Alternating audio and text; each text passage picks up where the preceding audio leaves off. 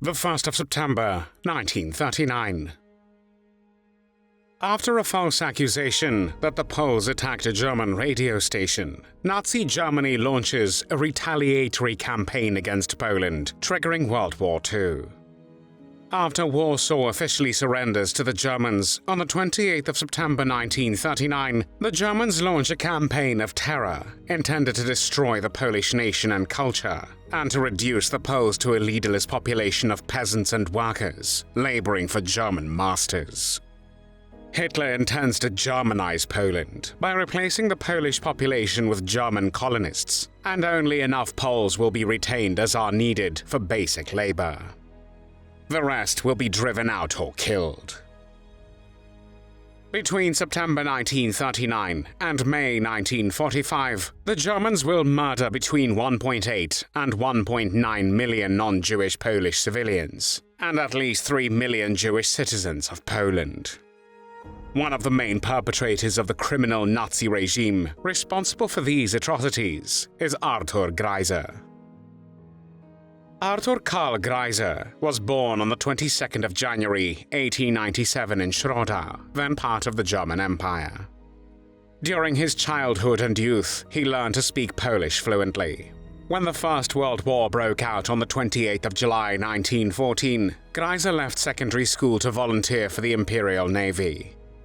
He flew combat missions over the North Sea, between the southern English and Belgian coasts, until he was shot down and wounded in October 1918. The First World War ended on the 11th of November 1918, and by September of the following year, Greiser was classified as 50% war disabled and discharged from the naval service.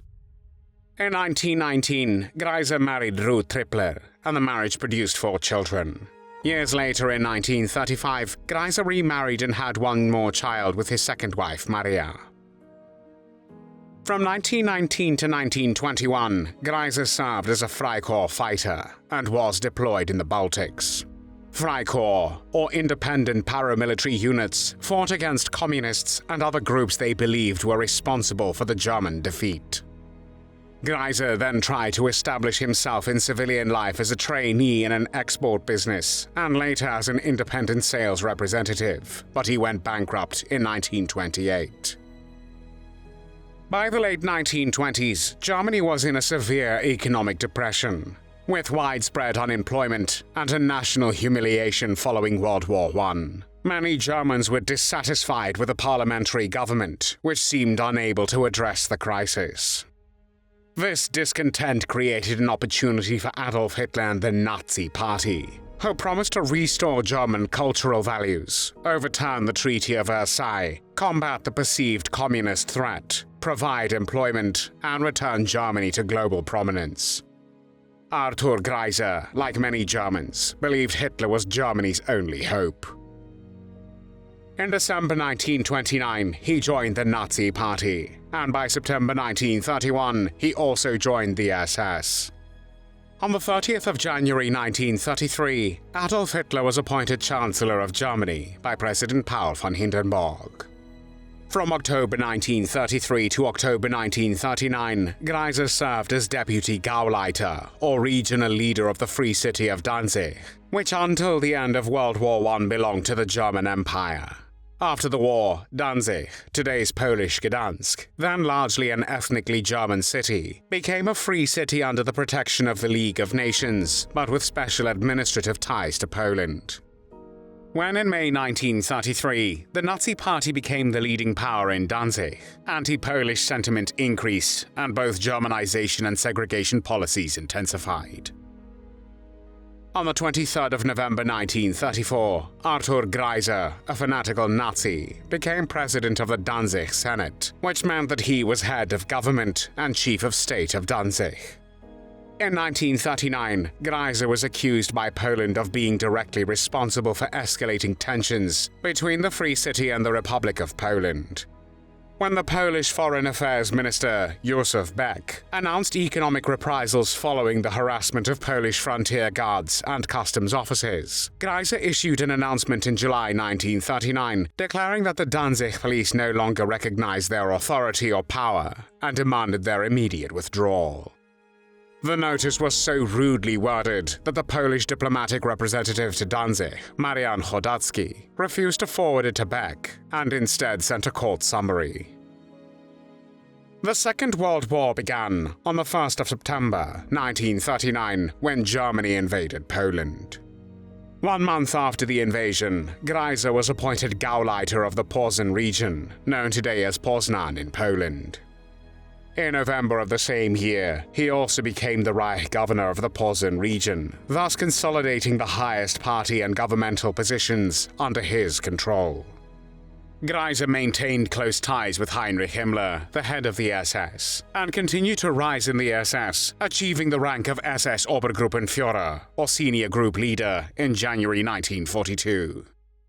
Although every Gauleiter was expected to fully Germanize their area, Greiser was particularly brutal in achieving this goal. He was a strong racist who eagerly followed an ethnic cleansing program to remove Poles from his region and replace them with ethnic Germans, following the racial theories of Heinrich Himmler. A Polish servant in Greiser's house described him as follows: a powerfully built figure, he was a tall man, you could see his arrogance, his conceit. He was so vain, so full of himself, as if there was nothing above him, a god, almost. Everybody tried to get out of his way, people had to bow to him, salute him, and the Poles, he treated them with great contempt. For him the Poles were slaves, good for nothing but work. Greiser believed that Germans should learn from history, where other peoples had prospered by exploiting foreign labor without fair compensation or justice. He emphasized that Germans should no longer remain on the sidelines, but strive to become a dominant master race. Greiser played a significant role in resettling ethnic Germans, and between October and December 1939, about 60,000 ethnic Germans from the Baltic states arrived in Germany and were settled in property seized from Poles in Poznań and surrounding areas. Greiser was cautious about these newcomers, as many were elderly and urbanized aristocrats with a strong class consciousness, not fitting the SS ideal.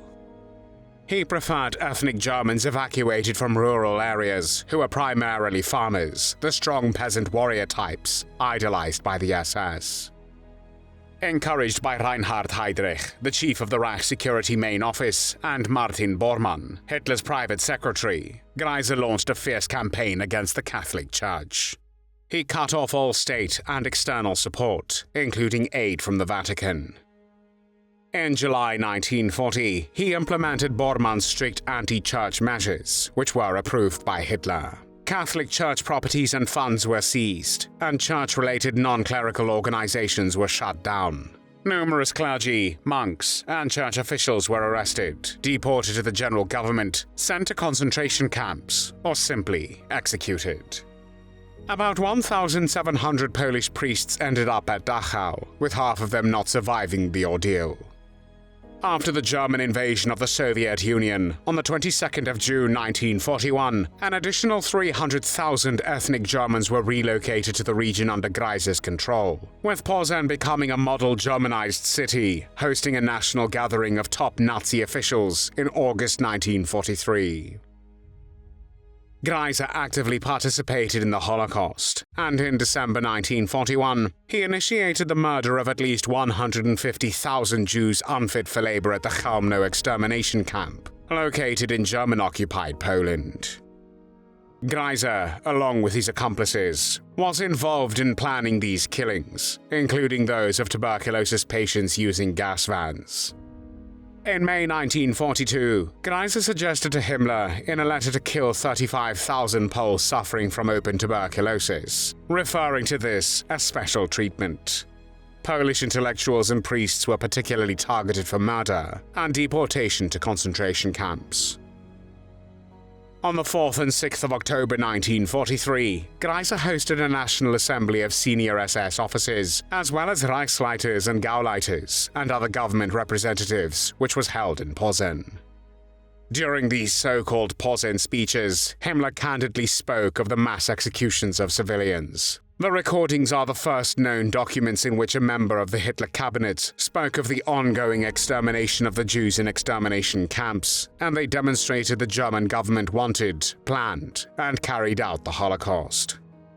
Himmler also said, "The Jewish question has been solved within Germany itself, and in general within the countries occupied by Germany. If you say, we can understand as far as the men are concerned, but not about the children, then I must remind you of what I said at the beginning.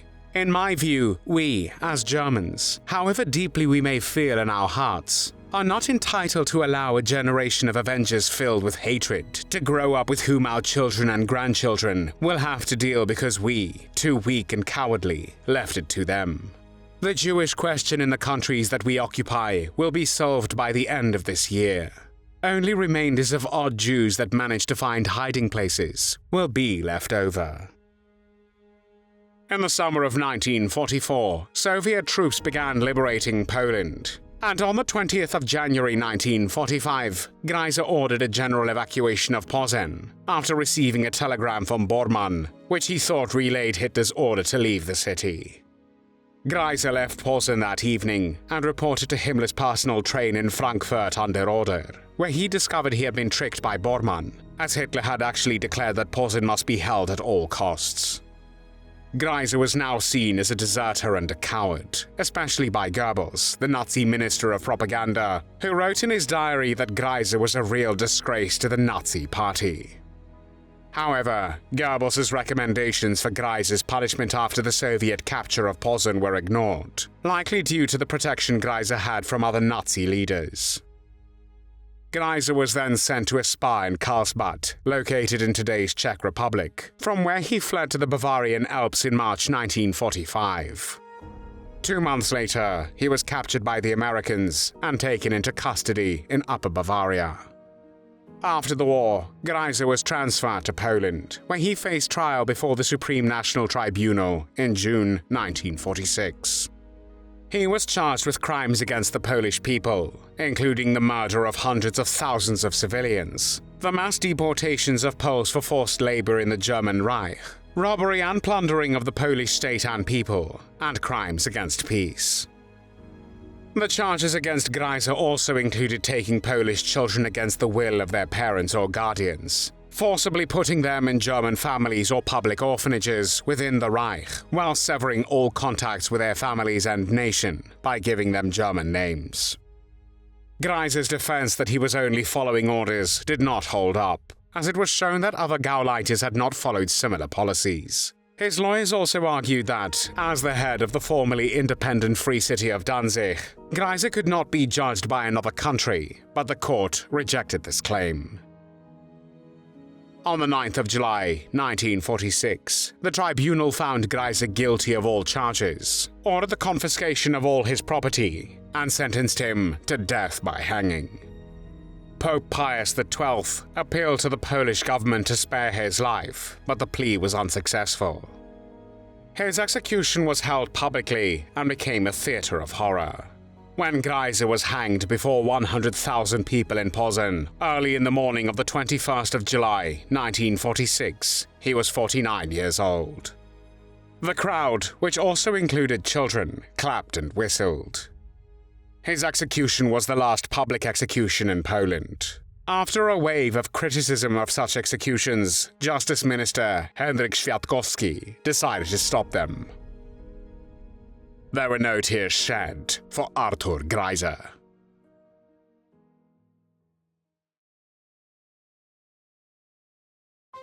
Thanks for watching the World History Channel. Be sure to like and subscribe, and click the bell notification icon so you don't miss our next episodes. We thank you, and we'll see you next time on the channel.